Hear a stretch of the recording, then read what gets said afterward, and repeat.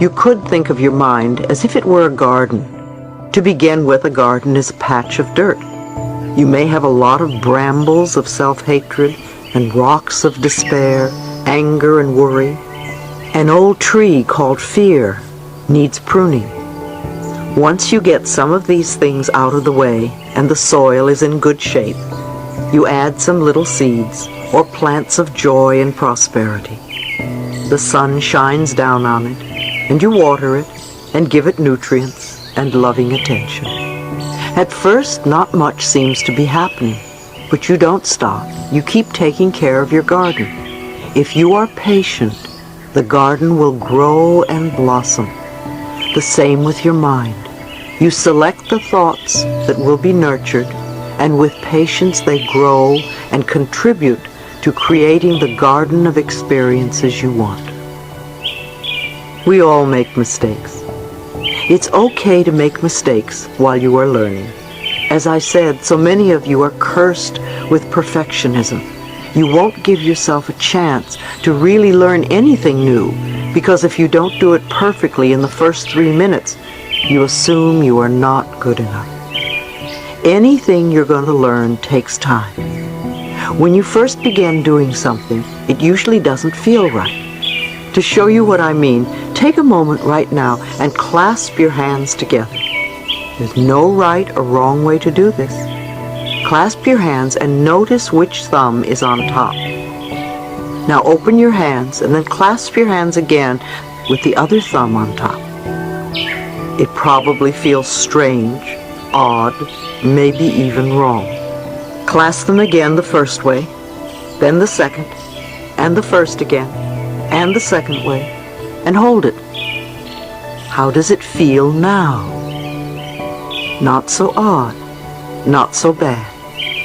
You're getting used to it. Maybe you can even learn to do it both ways. It's the same thing when we are doing something a new way.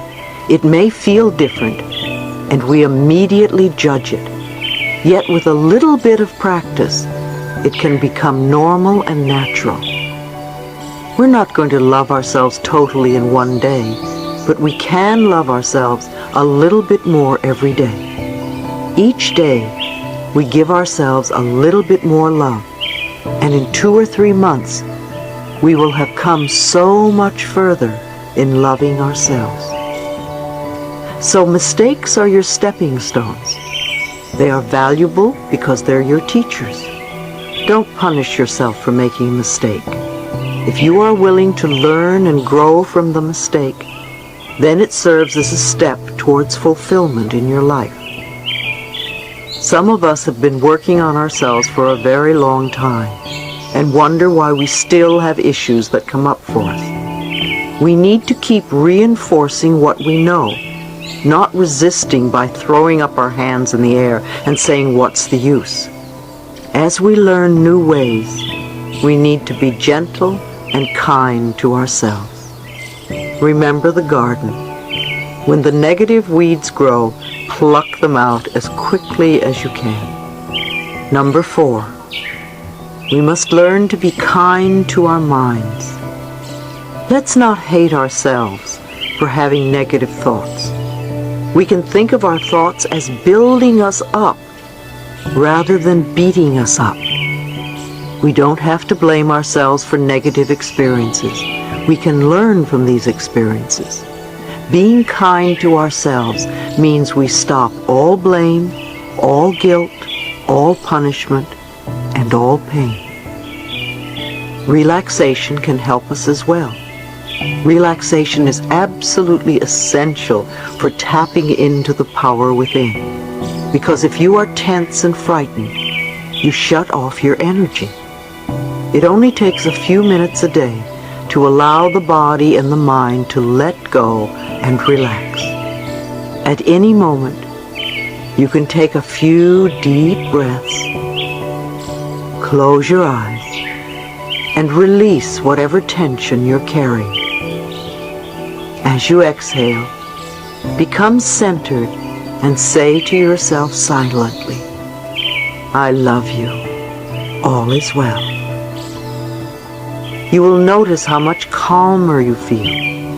You are building messages that say you don't have to go through life tense and frightened all the time. Meditate on a daily basis.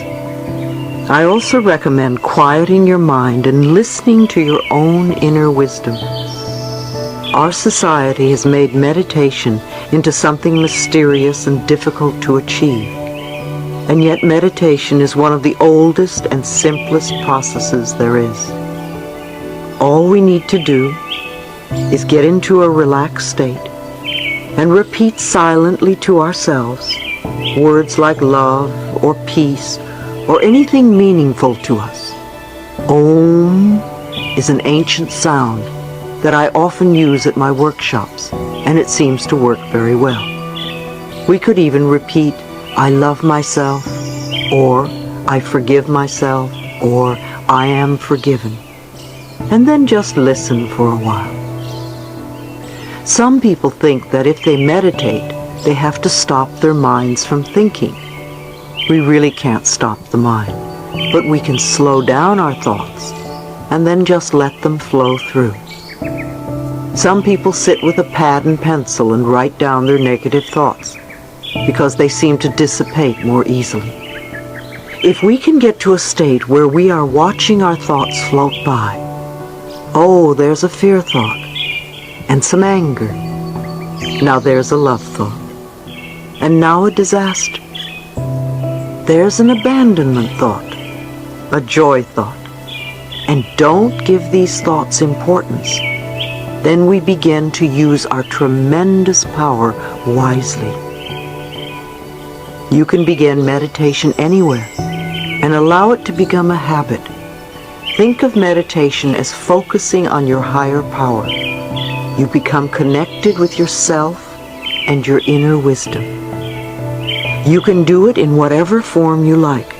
Some people go into a kind of meditation while they're jogging or walking.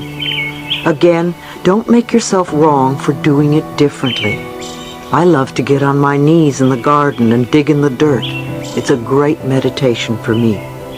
An excellent, easy to understand book on meditation is Minding the Body, Mending the Mind by Joan Borisenko. Visualize optimistic outcomes. Visualization is also very important, and there are many techniques you can use. Dr. Carl Symington, in his book Getting Well Again, recommends a lot of visualization techniques for people with cancer, and they often yield excellent results. With visualization, you create a clear, positive image that enhances your affirmation. Many of you have written to me about the kinds of visualizations you do along with your affirmations. The important thing to remember about visualizations is that they must be compatible with the kind of person you are. Otherwise, your visualizations will not work.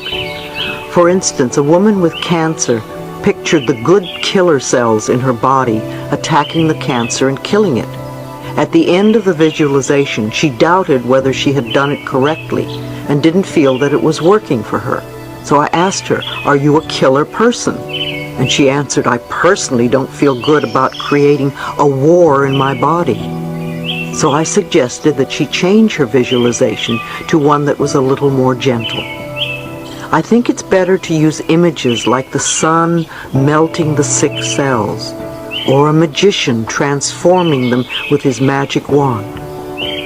When I had my cancer, I used the visualization of cool, clear water washing the diseased cells out of my body. We need to do visualizations that are not so offensive to us on the subconscious level. Those of us who have family or friends who are sick do them an injustice by continually seeing them sick. Visualize them well. Send them good vibrations. However, remember that getting well is really up to them. There are many good audio tapes with guided visualizations and meditations that you can give them to help them through this process, if they are open. If not, just send them love. Everyone can visualize. Describing your home, having a sexual fantasy, imagining what you would do to a person who hurt you, are all visualizations. It's amazing what the mind can do. Number 5. The next step is to praise yourself. Criticism breaks down the inner spirit, and praise builds it up. Acknowledge your power, your God self. We are all expressions of the infinite intelligence. When you berate yourself, you belittle the power that created you. Begin with the little things. Tell yourself that you are wonderful. If you do it once and then stop, it doesn't work. Keep at it, even if it's 1 minute at a time. And believe me, it does get easier. The next time you do something new or different, or something you are just learning and you're not too adept at, be there for yourself. It was a big thrill the first time I spoke at the Church of Religious Science in New York. I remember it very well.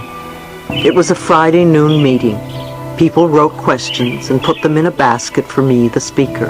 I brought the basket to the podium and answered the questions and did a small treatment after each one. After I finished, I walked away from the podium and said to myself, "Louise, you were fantastic, considering this was the first time out. By the time you do this 6 times, you're going to be a pro." I didn't berate myself and say, "Oh, you forgot to say this or that." I didn't want to have the second time be something that would frighten me. If I beat myself up the first time, I would beat myself up the second time, and I would dread speaking in the end. And after a couple of hours, I thought of what I could change to improve. I never made myself wrong. I was very careful to praise myself and congratulate myself for being wonderful. And by the time I had conducted 6 meetings, I was a pro. I think we can apply this method in all areas of our lives. I continued speaking at the meetings for quite some time. It was wonderful training because it taught me how to think on my feet. Allow yourself to accept good, whether you think you deserve it or not. I've discussed how believing that we are not deserving is our unwillingness to accept good in our lives.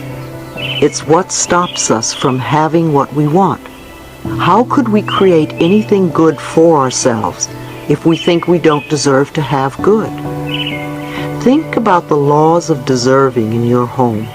Did you feel good enough, smart enough, tall enough, pretty enough, whatever? And what do you have to live for?